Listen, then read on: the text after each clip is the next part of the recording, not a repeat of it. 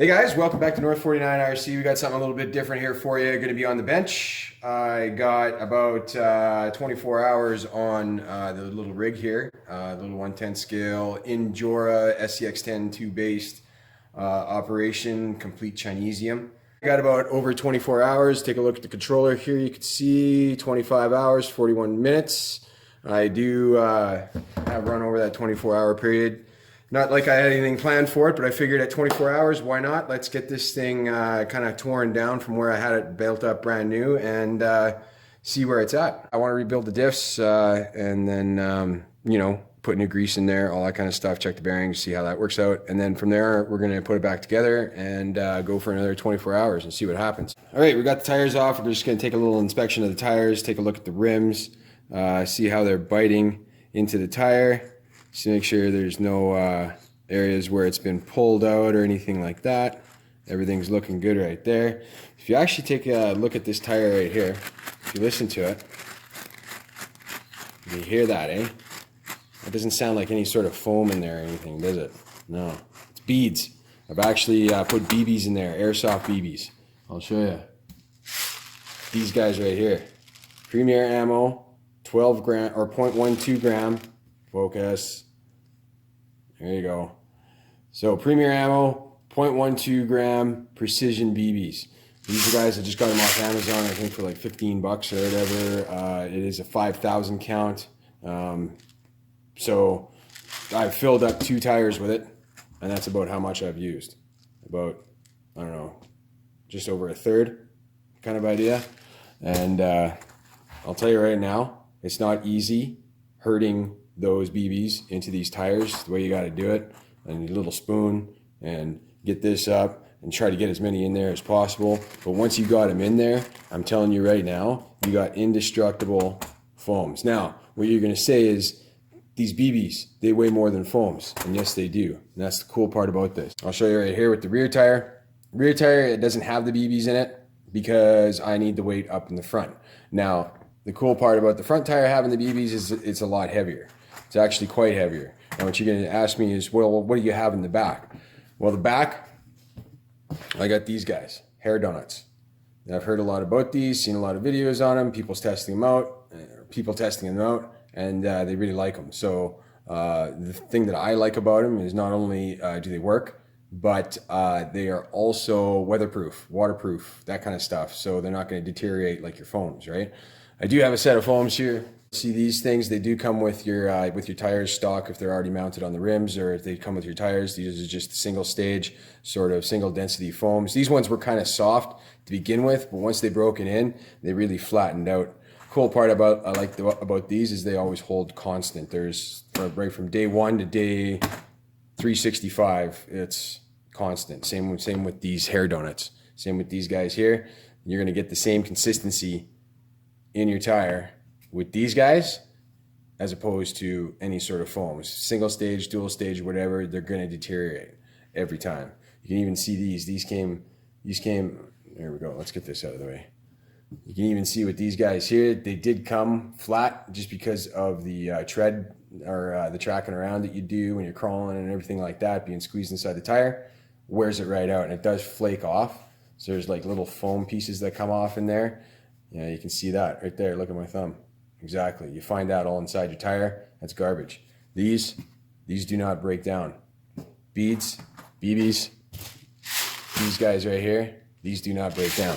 I didn't want to keep spending $25 on a set of foams every month just to, it's kind of like paying a mortgage or whatever. And these things are pretty flexible and they fill the tire nice, right? If you take a look at that, the tire is nice and full. You start putting some weight on it, you do get a decent contact patch. I'll show you that when I put the tires back on, but you got all the suppleness that you need out of that tire.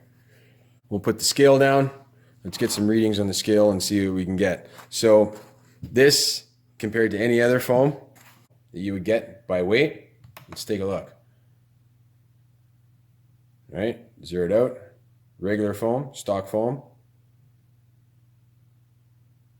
4 grams. Let's go with donut. The hair donut, 11 grams. So it's pretty negligible, right?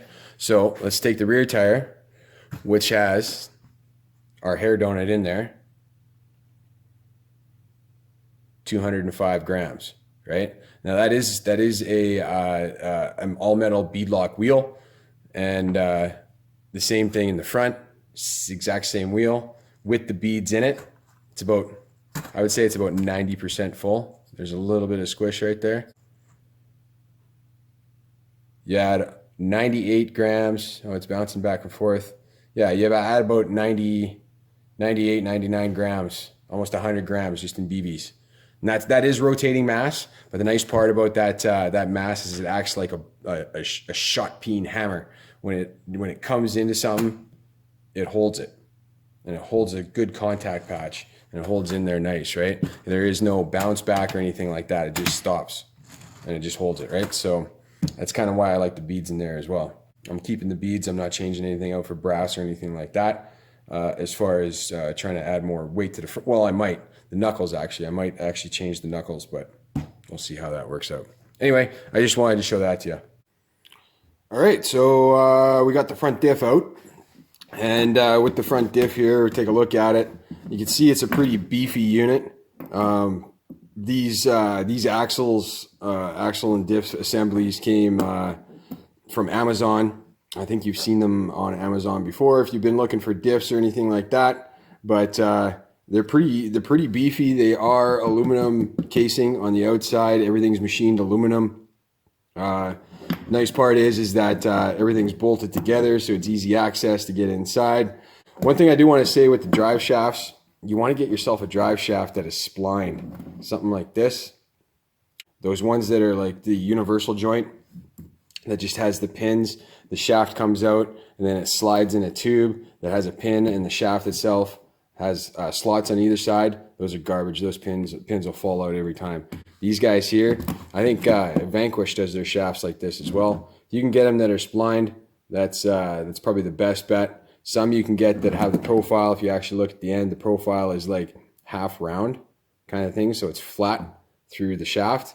Those would be all right as well, but these splined ones, no problems. Let's get into the meat of this this diff, and we'll see what's going on. Oh, that's not good.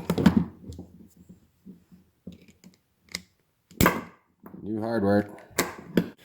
All right, so we're back. That took a little bit of fighting, and then I realized what was going on there. Actually, the screw itself, when it was inside the knuckle, I had a problem with my axle shaft pin. This little guy right here. It focus right there. Okay, yeah, my axle shaft pin right there. It actually had backed out, and as it rotates around, get this to rotate. As it rotated around, it would come in, and you can kind of see it. It would chew out that little area right there. Well, that's where the screw sits for the knuckle. So what happened there was it kind of poached my screw a little bit. Right here. See there? Kind of poached. It's not focusing. There we go. Yeah, so it poached my screw a little bit. And that was kind of digging into the threads in there. So I ended up backing it out. I don't know what I focus. I don't know what I got to do here to get something back in there, but I definitely have replacement hardware. Anyway, so knuckle comes off. Knuckle comes off. Maybe not. Drive shaft comes with it. All right, so let's take a look at what we do. See, the grease that I had in there was red. No, it's a little bit gray, so I'd say it's well broken in. But I am going to clean it all up. Anyway, I'm going to figure out how that knuckle comes off there. All right, got it. So it appears that the hex pins have been kind of mushing the ends of those holes out. So just had to get a little file and get those down. Anyway, got the bearings out. Oh, that's not a bearing. It just rides in there. Oh yeah, that's because it's a big bearing. Anyway, so what I'm seeing here is I got a little bit of rustages going on. A little bit. I might try to get that pin in there a little bit more too. But yeah, a little bit of rust going on in there. Over here, A little bit of the same kind of action. A little bit of rust going on in the bearing there, but it looks like it's surface. Sneak over to the other side. What you're looking at here. Everything seems to be running smooth, but yeah, I think we're good. Are you going to be nice to me today? Negative. How about you? Yes. All right. This one I did not have a problem with, so I don't know why this one's not coming off, but we'll soon find out. All right, that shakedown's complete. I'm going to take off the housing for the inside now, and we'll see where that goes. I hope none of this hardware is going to give me a problem, but we'll find out.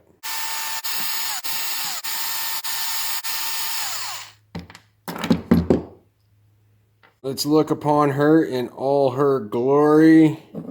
Let's see what we find in our little pumpkin shell here.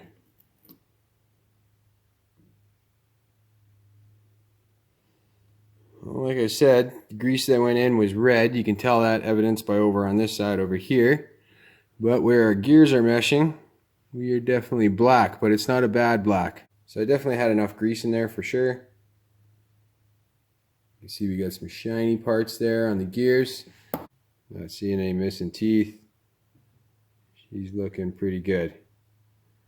So I'd say all in all, she stands up to the test of time. Alright, so here we can kind of take a look at her here. You can cleaned her up a little bit, and what we're seeing, or what I'm not seeing, is any moisture. Not that I run it through the water a lot or anything like that, but I'm not seeing any signs of moisture. There's no drippage out of there. There's no condensation. Looks like the same atmosphere that went in is what we're looking at right now, which is a nice thing. Means that it seals up decently. Like I said, I don't bring it through a lot of water, but it has been through water. So yeah, I would say I'm pretty impressed with it so far. Alright, so parts are all cleaned up. We'll see if we can get her back together. Gonna go with my favorite buddy over here, the good old blue thread locker. That's gonna be helping me out. Also using some just some red grease. It's synthetic, completely synthetic grease. So this is what my go-to is for this stuff. So I'm gonna be using some of that, and obviously some rags, because things tend to get messy in here. Anyway, so yeah, let's see if we can put this thing back together with some sort of semblance, and see what comes out of it. So what I'm going to start off with is the axles sitting into the carriage. So inside there, these are about as cleaned up as I dare to play around with. But I know I buried some grease in there before I put the carriages back in. So we're going to just pack some grease in here. We're going to get some grease back on the axle just so it slides into the interface really nice, and into the bearing, and then we'll kind of go from there. So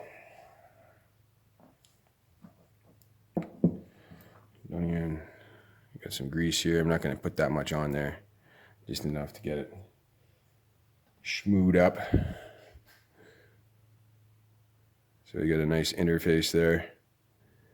Again, like I said, got enough rags to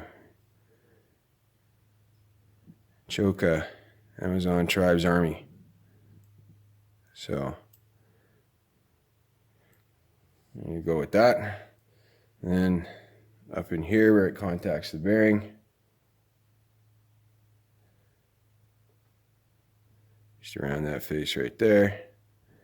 Helps with the seal, I guess.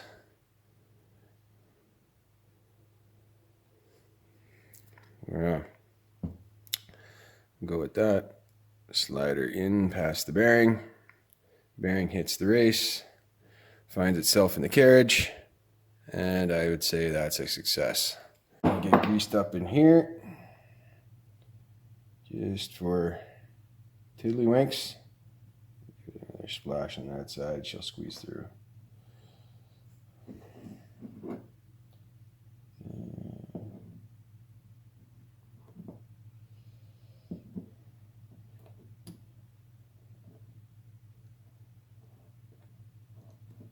we go. Bushings, screws.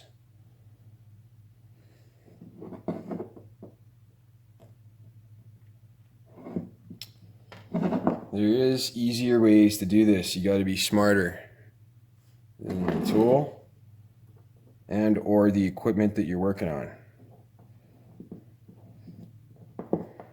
There we go. Oh, Loctite, Loctite, Loctite. All right, take two. This is where the Loctite gets installed, is beforehand.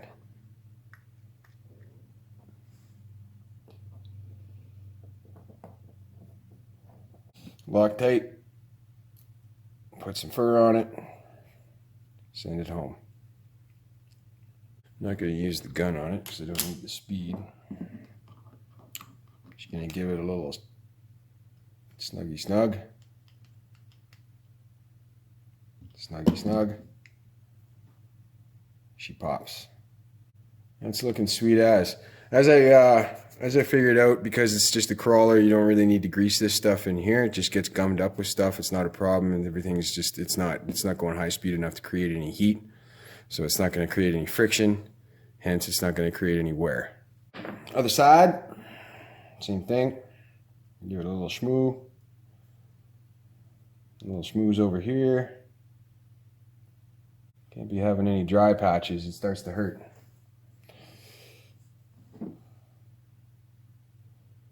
Alright, let's toss her in there, let her index, there she is.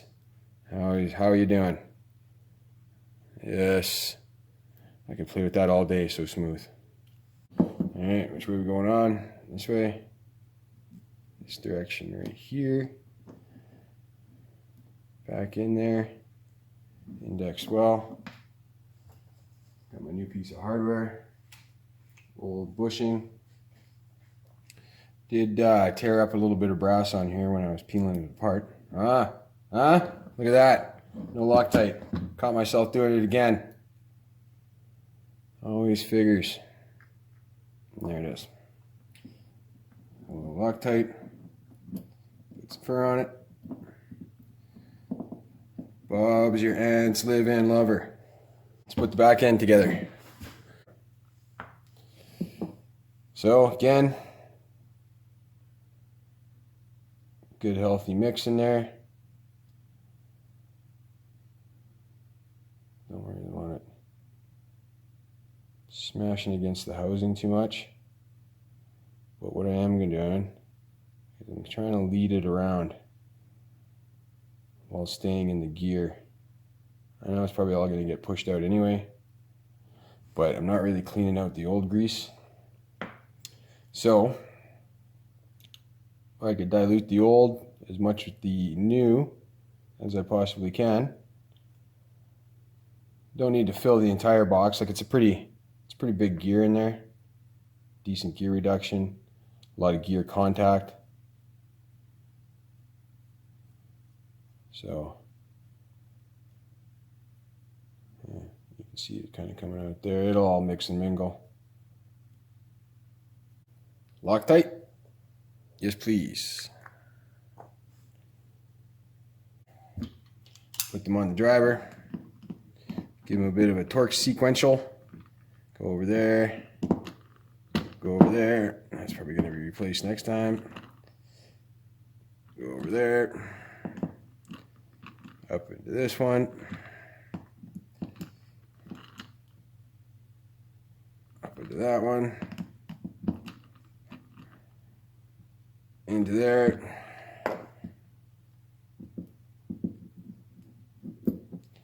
Let's get our axle straightened out here.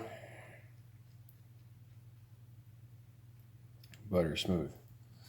Throw it on the old drill. Make sure these are straightened out. You're not going to bind those up. This thing will come spinning out of your hands. There you go. Work that grease in there. How you doing? Yeah. Alright. Alright, so just to let you in on a little bit of a problem that I encountered here. It's these 6 bolts right here. I go to take the face off in my effort to dismantle this thing, and 2 of these bolts here were not coming out just through to the fact that the bit wasn't catching on the way out. So trying to back it off, it wasn't. It was just skipping there on the hex. So I have don't have a solution for it right now. I guarantee you, if I had a Dremel, just because these heads are they're countersunk into the housing here. So I would normally, what I would do is I'd use a Dremel, I'd cut a slot in there and use a flathead screwdriver to back it out, which normally works pretty well, but I don't have a Dremel here to cut that slot, so hence diff cov stays on. But I guarantee you, if it's any indication of what it looked like inside there, that's inside here, we're okay until I can get myself a Dremel and get that fixed up. Anyway, that's the rear end. I'm just going to kind of clean it up a little bit here, get the rag, give it a little bit of a shine down. Just a bit of a side note there too, when I was taking the hexes off, I kind of had to pry them off these here, and what I found is that the hex pins were actually broken in there. They were kind of jamming up the whole situation, so they didn't come off. The fronts were fine. The fronts didn't have a problem, but the back hex pins, they did. So I might change those hexes out. I got another set, but yeah, no, other than that, we're in good shape. Good shape, good shape. That's the diffs taken care of right there.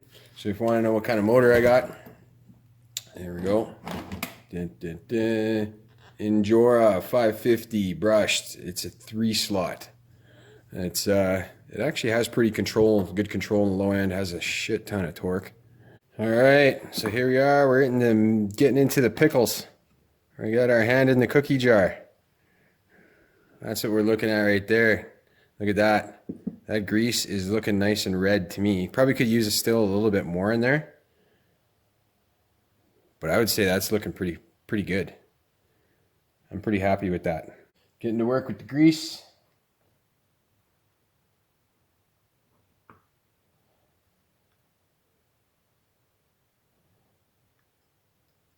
Some in the bearing race. Get some down in there too. Looks like that was sitting a little dry. See if that quietens it up at all. Not that it was like super noisy more than usual than before, but it's always nice to see if you can get something a little bit better, right? Oh, and just in case you guys hadn't realized yet, I've been writing it down in the descriptions, but I do have a Discord server. It's interactive for, well, mostly it's active right now on the airplane side of stuff, but there is a section in there where I'm documenting all my crawler stuff. So if you guys want to do the same, hit me up on Discord. There is an invite link in the description. It's super easy to do. It's free. It's an interactive community. It's real time. And if you like the hobby, man, and you want to talk hobby, let's talk some hobby. Don't be shy. I wonder if this is going to be quieter. A little bit more grease in there. Hard to say. Sometimes it sounds like it's loud, and then it'll kind of take a bit of a knock, like a tumble or something like that, and then it'll be like, it'll sound more quiet when it's running. So I don't know. It sounds like maybe that it has like, it gets an extra little chunk of grease that it had sitting off to the side. And I think a lot of that noise is coming from the brushes. I heard something about synchronizing your drive shaft. Making sure the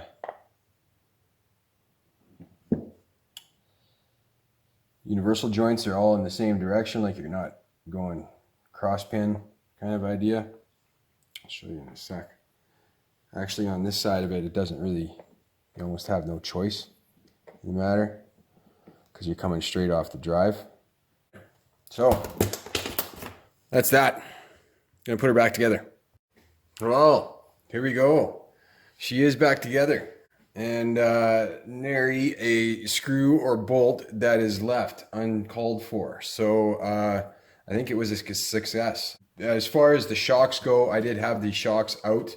I had these off, and I did you take the springs out of them, as far as like take the springs off them, the cups, the springs, and I was playing with the shocks. Let me kind of preempt this. I was feeling it kind of being a little bit springy in the back end, like it wasn't really being damped very much, and I think I kind of figured it out why. It's because the shocks themselves are sitting horizontal. What's happening is the plunger inside is allowing that air to sit on the top of the cylinder, and it's allowing it to swoosh back and forth in between on either side of that plunger, right?